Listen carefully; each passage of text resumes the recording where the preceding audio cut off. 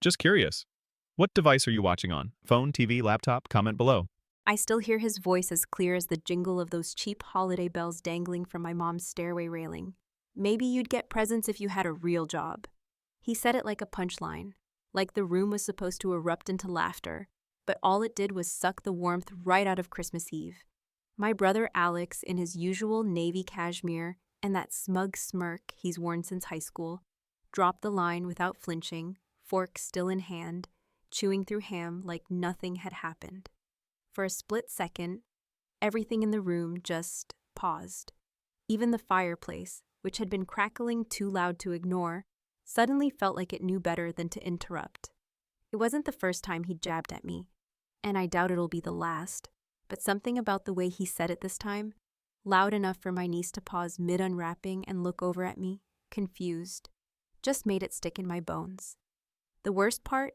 My mom immediately tried to patch it with that overly bright, panicked laugh she always uses when Alex crosses a line. "Oh, Alex," she chirped, like we were all guests on a game show, and he'd buzzed in with the wrong answer. I laughed too, because what else do you do when your own brother mocks your entire life in front of everyone, right beside the tree you helped decorate with ornaments from your childhood? I laughed, not because it was funny, but because silence would have meant he got to win. And maybe because if I didn't laugh, I was going to say something I'd regret. I should back up. My name's Jessica, I'm 38, and yes, I work from home, juggling consulting gigs, freelance strategy sessions, and the occasional design job when they don't make me want to peel my own skin off. It's not a real job in the way Alex defines it, which of course means corporate ladder climbing, a packed calendar, performance reviews, and a life so structured that he once had to decline a family barbecue because he couldn't spare a Sunday.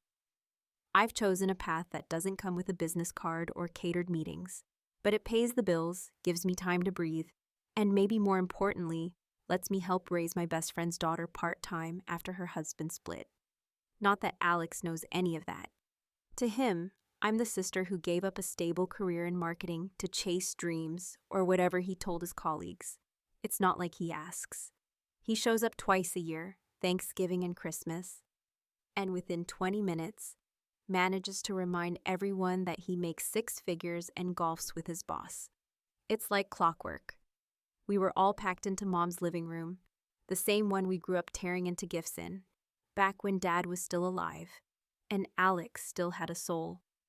The tree was too big for the room, as usual, leaning slightly left like it might just give up and topple over. There were pine needles in the carpet, and Rockin' Around the Christmas Tree was playing just loud enough to compete with the kids screaming over who got what Lego set. My sister-in-law Melanie was on her phone the entire time, only looking up when my niece opened something expensive enough to impress her Instagram.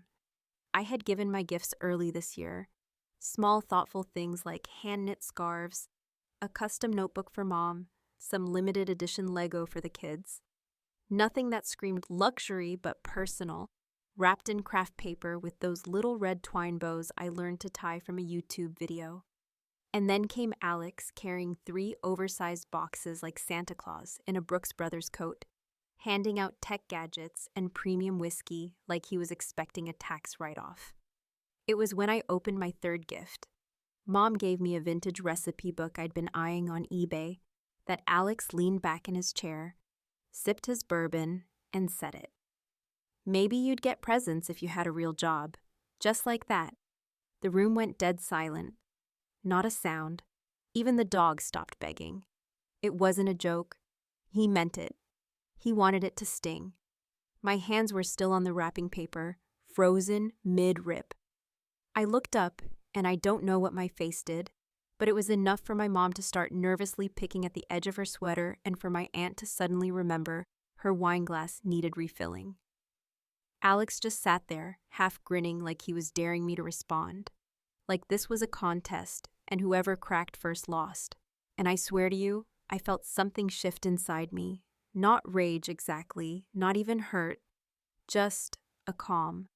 Like I suddenly knew what needed to happen next. And I wasn't going to do it for revenge. I was going to do it for myself. So I smiled. I smiled so big my cheeks hurt, then stood up grabbed my glass of cider, and said, "That's a good one, Alex. I'll be right back." I left the room like I was going to grab another cookie, but I went straight upstairs to my coat, pulled out a plain white envelope I'd tucked into the inside pocket, and stared at it for a moment.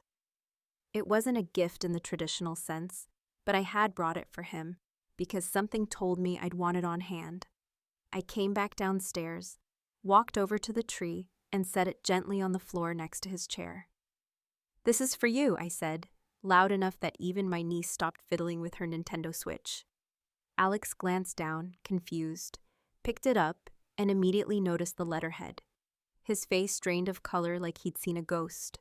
No one else could see what was inside, but I didn't need them to. His reaction said everything. He read the first line twice, blinked, and then stared at me like he couldn't decide if he wanted to scream or thank me. For a long minute, he didn't speak. Then he quietly folded the letter back into the envelope and stood up, walked out of the living room without a word, and disappeared down the hallway.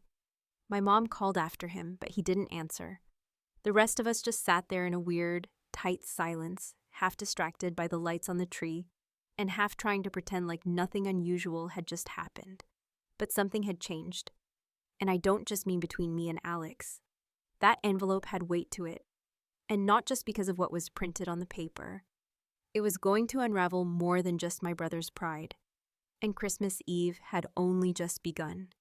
The moment I handed him that envelope, I knew I was setting something in motion that couldn't be undone, and though it might have looked like a petty act of vengeance, a sister delivering a Christmas card wrapped in passive aggression, it was anything but.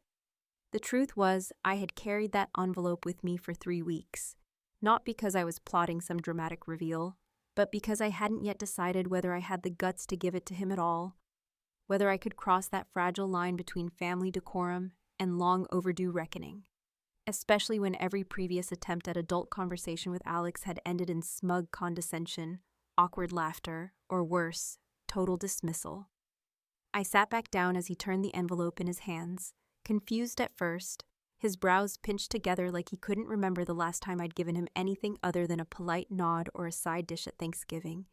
And in that moment, I realized something that genuinely stunned me. He wasn't expecting anything from me. Not a gift, not a gesture, not even a scrap of acknowledgement. And the fact that I had given him something, even something as simple as a white envelope, had clearly short-circuited whatever pre-written script he had running in his head. He peeled it open slowly, cautiously, like he thought it might contain a prank or a glitter bomb or a letter demanding repayment for all those childhood toys he broke and never apologized for. And as soon as he caught sight of the letterhead printed across the top of that single sheet of paper, his face changed. Not dramatically, not comically, but in that subtle, terrifying way that you only notice if you've known someone your entire life. The kind of change that tightens the corners of the mouth, stills the shoulders, and silences the breath. He wasn't shocked like someone who had been pranked. He was rattled like someone who had just been found out. He read the letter, then read it again, and while I didn't move a muscle, I felt the eyes of everyone else in the room slowly shift toward him, because his silence was louder than any insult he could have thrown. The man who always had a snide comment, a corporate metaphor, or a half-clever quip at the ready had nothing, absolutely nothing. And then, just like that, he stood up without saying a word, the letter still clutched in his hand, like it might burn through his skin if he let go, and walked straight out of the living room. No comment, no explanation, just the sound of his footsteps down the hallway and the quiet thud of the guest room door closing behind him. The silence that followed wasn't filled with confusion or questions. It was filled with an eerie, almost reverent kind of stillness, like we'd all just witnessed something sacred or forbidden, and no one quite knew whether it was okay to ask about it or even acknowledge it out loud. My niece, bless her heart, started unwrapping another present like nothing had happened. Probably because she's too young to understand the politics of adult relationships, and everyone else just went along with it, returning to their wine and their conversations, though I could see the glances being exchanged between my mom and my aunt, the way my sister-in-law looked at me like she'd just realized I wasn't the harmless bohemian sibling she'd written off years ago. The rest of the evening passed in a haze of forced laughter and awkward conversation. And while the kids played with their toys and the adults argued over who made the best stuffing, I kept catching myself staring at the hallway where Alex had disappeared, wondering if he'd come back out, wondering if I should feel guilty for finally saying something he couldn't argue with, even if I hadn't used words. But guilt wasn't what I felt. What I felt was something closer to relief. And that scared me a little, because for the first time in years, I wasn't reacting to Alex. I was acting on my own terms, and the power in that was more intoxicating than any kind of revenge fantasy I could have dreamed up. That envelope, with its neat margins and official logo, wasn't meant to humiliate him or ruin the evening. It was meant to shift the balance, to show him that the world doesn't revolve around who clocks the most hours or earns the biggest bonus or throws the flashiest parties. It was a reminder that success doesn't always look like a corner office or a reserved parking space. Sometimes it looks like standing up for yourself, even if your voice shakes. Later that night, after the kids had gone to bed and the dishes were piled in the sink, I found myself alone in the den, sipping lukewarm cider and staring at the dying fire, when I heard footsteps behind me. I didn't turn around immediately because I already knew who it was. Alex stood in the doorway for a long moment before he spoke, and when he finally did, his voice was lower than usual, stripped of its usual arrogance. "I didn't know," he said, and while I wanted to ask what exactly he was talking about, what part he didn't know, I stayed quiet, letting the silence stretch out between us like a challenge. He cleared his throat.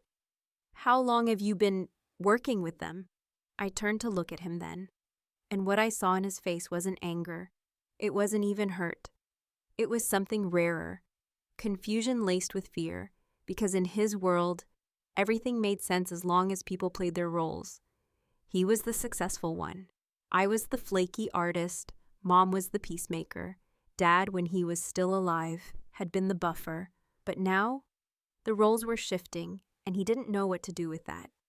I told him the truth, that it had started as a freelance project, a pitch I worked on with no real expectations, just to see if I could still stretch my strategic muscles. I had reached out on a whim, submitted a proposal through a referral, and they liked what they saw. The letter in his hand was the result of that. An offer to consult on a multi-phase rebranding strategy for a company that, as it turned out, had recently been trying to poach talent from his own firm. Alex stared at me, stunned. "You knew I worked with them?" I shook my head. "I didn't, not until last week. But when I found out, I figured, maybe it was time you saw what I actually do." He didn't respond, just stood there, holding the letter like it was a live wire, like he couldn't quite decide whether to be impressed, ashamed, or furious. Eventually, he just nodded, muttered something about needing air, and disappeared again. This time into the cold night, leaving the door to the deck, swinging slightly in his wake. And as I sat there watching the snow begin to fall through the glass, I couldn't help but wonder what tomorrow would bring, because something told me this wasn't over, not even close. The morning after Christmas always carries with it a strange sort of emotional hangover, a quietness that settles over the house like a blanket no one asked for. And even though there's often leftover food, wrapping paper still tucked under couch cushions, and a few gifts forgotten in corners, the excitement is gone, replaced by something slower and softer and, depending on how the night before went, sometimes awkward. This year, that heaviness didn't just hang in the air. It sank deep into the walls of my mother's living room, settling like smoke into the fabric of everything we didn't say the night before. And I could feel it the moment I opened my eyes, even before I rolled out of the lumpy twin bed in the guest room and walked down the hall barefoot. The scent of burnt toast and day-old cider thick in the air, mingling with the low murmur of voices trying too hard to sound normal. I passed Alex's door on my way to the kitchen, half expecting to hear phone calls or the clicking of laptop keys, something, anything to suggest he was up and starting his day as he always did, with a sense of purpose and superiority that couldn't be disturbed by family drama. But the door remained closed, and the silence behind it was almost louder than any confrontation would have been. I didn't know if he'd read the letter again last night, if he'd made a call, if he'd sat in bed all night trying to figure out whether the contents of that envelope were a threat or a mirror. All I knew was that something had shifted, and we were both walking on a bridge that neither of us had built with care, but we were meeting at the middle regardless. In the kitchen, my mom was already fussing over the leftovers, stacking slices of ham onto a tray like she was preparing for a party that wasn't happening. Her eyes darted to me as soon as I entered, and I could see the question hanging on her face. Though she didn't dare ask it out loud, not yet. Instead, she handed me a mug of coffee with shaky hands and said, "He didn't sleep well." Like that explained everything. I nodded, took a sip, and leaned against the counter, letting the silence stretch as far as it needed to. There was something oddly satisfying about knowing I had disrupted Alex's perfectly curated self-image, even if it came with a side of guilt I hadn't fully unpacked yet. I wasn't out to ruin him, and I sure as hell didn't want to humiliate him, but for the first time in a very long time, I wasn't willing to make myself small just so he could keep pretending he was the only one in the family with ambition or worth. My envelope hadn't just handed him a surprise. It had dared him to rethink everything he assumed he knew about me. Around mid-morning, I heard the front door creak open and then slam shut again. The kind of slam that says, "I'm trying not to make a scene, but I want you to know I'm mad." I glanced out the window and saw him pacing the driveway, phone to his ear, his other hand gripping the back of his neck like it was the only thing holding his composure together. I could tell from his body language, rigid, abrupt, all clipped gestures, that he wasn't just calling a friend or venting to his wife. No, this was business, and something about that realization made me curious enough to slip out the side door, pulling on my boots and coat without a word. I met him by the garage, standing a few feet away, arms crossed, letting the cold air settle between us. He ended the call without looking at me, shoved his phone into his coat pocket, and then finally turned, his expression unreadable. For a long moment, neither of us spoke. We just stood there in the thin morning light, breathing fog into the air. Both of us too proud to be the first to blink. Eventually, he broke the silence with a question I wasn't expecting. Not, "Why did you do this?" or "What are you trying to prove?" but simply, "Did you mean for this to happen?" I wasn't sure what this meant exactly. The disruption? The revelation? The silence that followed? I met his eyes and said as calmly as I could, "I meant to remind you that I'm not invisible." He flinched, just slightly, like my words had landed somewhere he wasn't prepared to feel. He opened his mouth, closed it, then laughed once, dry and sharp. "So that's what this is? A reminder?" "No," I said. "This is me doing what I've always done. You just never noticed before." That stopped him. He looked at me then, not like a sibling sizing up an old rival, but like someone seeing a puzzle piece they never thought fit. And then, almost too quietly for me to catch, he muttered, "You could have told me." "Told you what? That I'm capable? That I'm not just some flaky artist who can't hold down a 9 to 5? I shook my head, the cold seeping into my collarbone. "You wouldn't have listened. You never do." Alex sighed and rubbed his temples like he was trying to will away the truth, then looked up at me again, more guarded now. "You've got something scheduled with them next week, don't you?" It wasn't really a question, but I nodded anyway.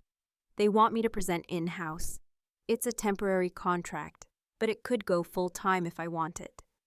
He stared at me for a long moment, and in that silence, I could see the war happening behind his eyes. On one hand, he was my brother, and maybe part of him was proud, even if he didn't know how to say it. But on the other hand, I had done something he didn't expect, something that threatened the carefully stacked house of cards he'd built his identity around. And I had done it without needing his help, without asking permission. "I hope you're ready," he said, voice tight, and I wasn't sure if it was a warning or encouragement. "I've been ready," I answered, and for the first time in years, I meant it. He didn't say anything else, just turned and walked back toward the house, shoulders hunched against the cold, hands jammed into his pockets.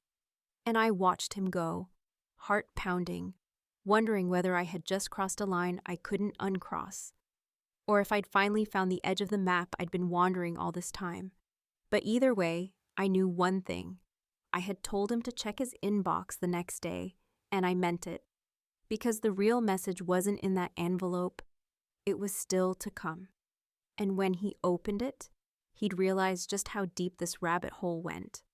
The hours that followed felt strangely suspended, as though time itself had chosen to stand still out of respect for the fragile, unspoken tension that had been unraveling between us since the moment that envelope touched his hand.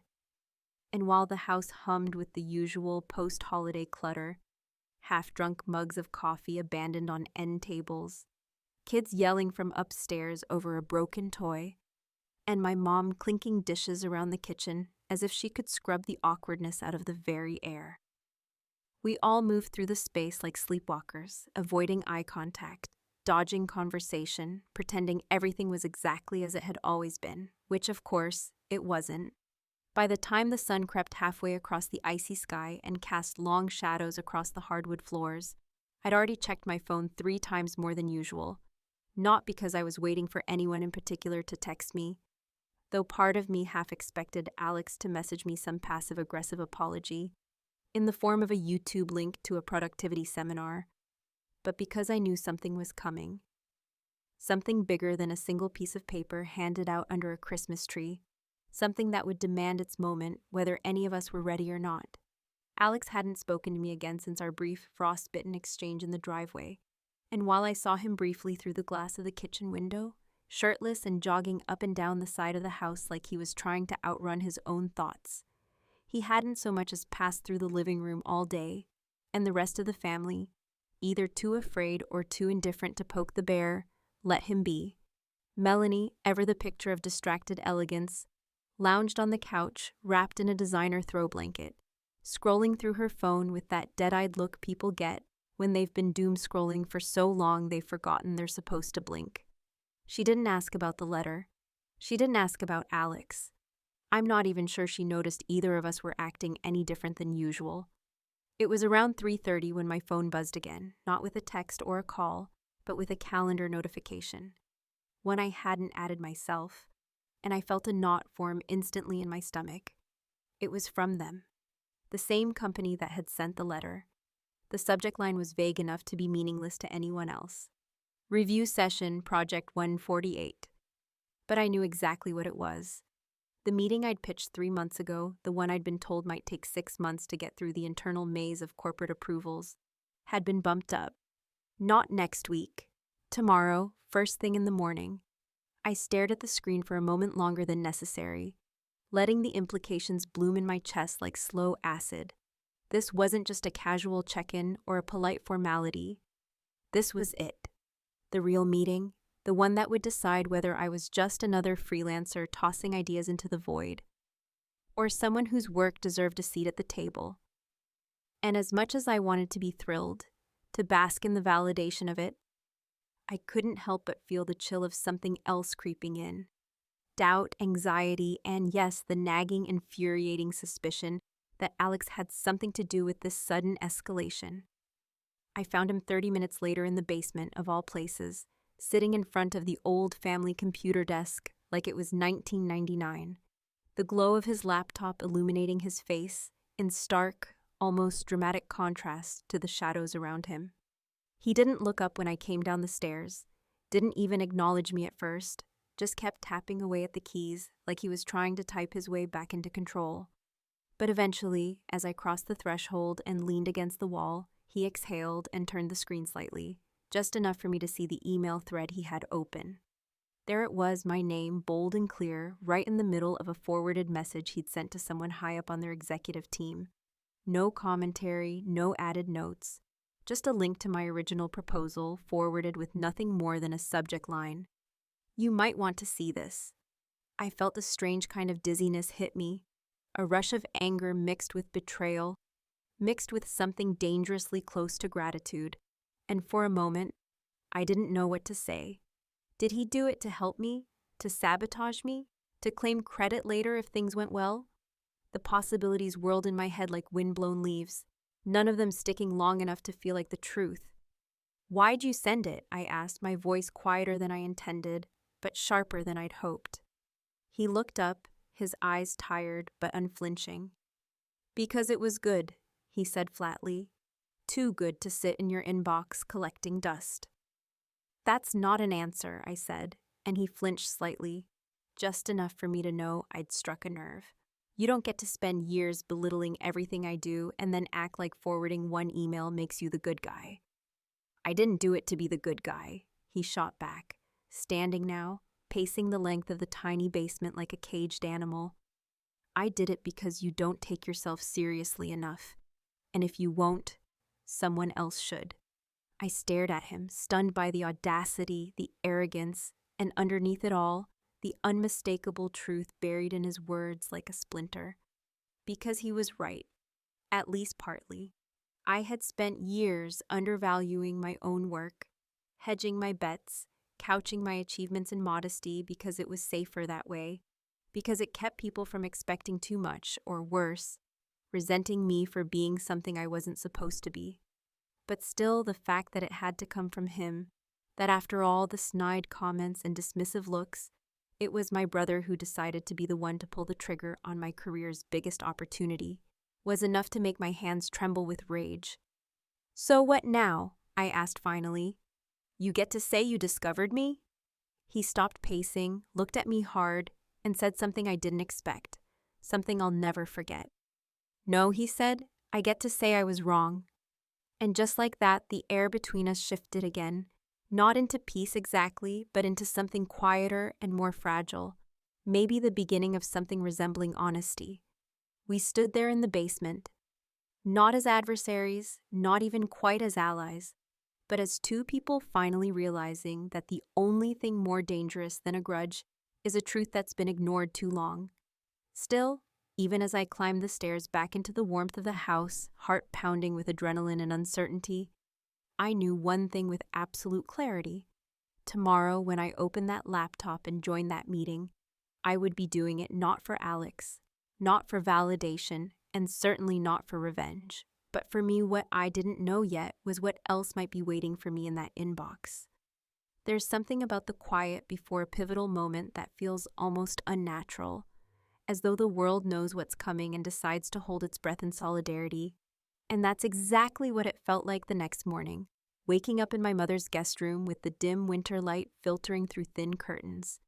The whole house unnaturally still, as if even the creaky floorboards and humming pipes had agreed to stay silent just a little longer, giving me space to prepare for whatever was about to unfold. I lay there staring at the ceiling, letting the nerves settle slowly in my chest, my fingers cold against the smooth surface of my laptop as it rested closed beside me, the only thing separating me from the moment that had been building since the envelope left my pocket and landed in Alex's unsuspecting hands. For once, I wasn't worried about the technicalities. My presentation was solid, my ideas were sharp, and my voice, if a little shaky, could still carry conviction. But what haunted me was the uncertainty of what Alex had really set in motion when he sent my proposal up the chain without my knowledge, and more than that, I couldn't shake the feeling that this wasn't just a professional milestone waiting to happen, but the final note in a long, messy symphony of sibling rivalry, silence, and suppressed resentment. The truth is, there had always been a shadow between us, something unspoken and shapeless that neither of us ever dared name, and now it was rising up to be reckoned with. I logged into the meeting 3 minutes early, heart thudding in my throat, and found the virtual room already populated by 3 unfamiliar faces. 2 suited executives whose names I vaguely recognized from LinkedIn, and a younger woman in a hoodie who looked more like a board intern than a decision maker, though I knew better than to underestimate anyone in a tech-driven industry where the girl in sneakers might just be the CFO. They greeted me with the usual polite stiffness of people trying to gauge whether you're worth more than 5 minutes of their morning, and for a few seconds, I was just another name on a screen. Another hopeful consultant pitching her ideas with the polished confidence of someone who's learned to hide how badly she wants this. I began my presentation with practiced calm, sharing my screen, walking them through the strategy I'd crafted with painstaking care: customer journey mapping, brand realignment, omni-channel outreach, all the terms they wanted to hear, all backed by real insight and evidence. But as I spoke, I noticed a flicker of something odd in their expressions. A shared glance between the two older men, a raised eyebrow from the woman, and I knew in my gut something was off. Not wrong exactly, but unexpected. When I finished and opened the floor for questions, there was a pause, the kind that makes your palms sweat even if your voice never wavered. And then the man in the corner, whose name I remembered as Harrington, leaned forward, and said, "Jessica, this is impressive work, and I don't say that lightly." I nodded, prepared to accept the compliment and move into discussion, but he wasn't done. "But I have to ask," he continued, "were you aware that this proposal had already circulated among our senior team prior to being formally submitted?" For a second, I froze. I glanced at my own name in the corner of the screen, suddenly conscious of the fact that everyone was waiting for a response that didn't come with a simple yes or no. "I wasn't," I said honestly, "not until recently." Harrington nodded thoughtfully. "We found that interesting," he said, "because the submission came from an internal referral, someone we assumed was involved in your work directly." That's when the name appeared on the screen. Alex Morgan, submitted under his employee credentials. No context, no note of authorship, just the raw file, sent as if it were his own. I swallowed hard, the pieces clicking into place like ice cracking underfoot. This wasn't just a forward. This was a handoff, a repackaging, a quiet attempt to merge our identities, or worse, to take credit under the assumption that I'd never find out. And yet here I was facing the people he had tried to impress on my behalf, or perhaps in spite of me, and realizing that my victory might have been someone else's leverage. "I can assure you," I said, voice calm despite the rising fury in my chest, "the work is entirely mine. Every line, every slide, every idea. My brother may have sent it, but he didn't create it." Another pause. The younger woman, who hadn't spoken yet, tilted her head and smiled. "Good to know," she said, "because we weren't sure who we were supposed to be meeting with today." The tension shifted then, a subtle realignment of authority, as if they'd decided in that moment who actually belonged in the room and who didn't. The rest of the meeting blurred slightly, details about next steps, HR paperwork, a contract pending legal review. But I barely registered it because my mind was elsewhere, turning over the implications of what I'd just learned. Alex hadn't just helped. He'd attempted to wedge himself into my success, like a silent partner who never asked permission, but still wanted a share of the glory. After the meeting ended, I sat in that quiet guest room, laptop closed, sunlight now reaching further across the carpet, and I thought about all the ways I'd let him frame our relationship over the years. How I'd accepted his superiority complex, let him define what counted as achievement, laughed off his insults as if they didn't sting. And I thought about the way he'd looked at me in the basement when he said he was wrong, and wondered whether that admission had been genuine or just another chess move in a game I didn't know we were playing. I found him alone in the garage, where he always went to smoke the cigars he claimed to hate. And when I told him what I discovered, he didn't deny it. He just looked at me with something like regret and said, "I didn't think they'd take it seriously coming from you." And that right there was the deepest cut of all, because even as he tried to elevate me, he couldn't help but undermine me in the same breath. I walked away without another word, not because I had nothing left to say, but because for the first time in our lives, the silence was mine to control. I packed my things that afternoon and left before dinner, hugging my mom tightly and waving to the kids as they ran around with chocolate-smeared faces, pretending everything was still okay. As I pulled out of the driveway, I didn't feel triumphant or vindicated. I felt aware, acutely aware of the space between who we are and who we pretend to be, and how sometimes the people closest to us are the ones who blur that line the most. And somewhere between the house and the highway, I made a decision. I would open the final email that arrived just before I shut my laptop. A subject line marked offer and NDA, but I wouldn't sign anything yet. Not until I'd figured out how to step forward without dragging Alex's shadow behind me. Because winning, I realized, isn't about proving someone else wrong. It's about finally knowing you were right all along.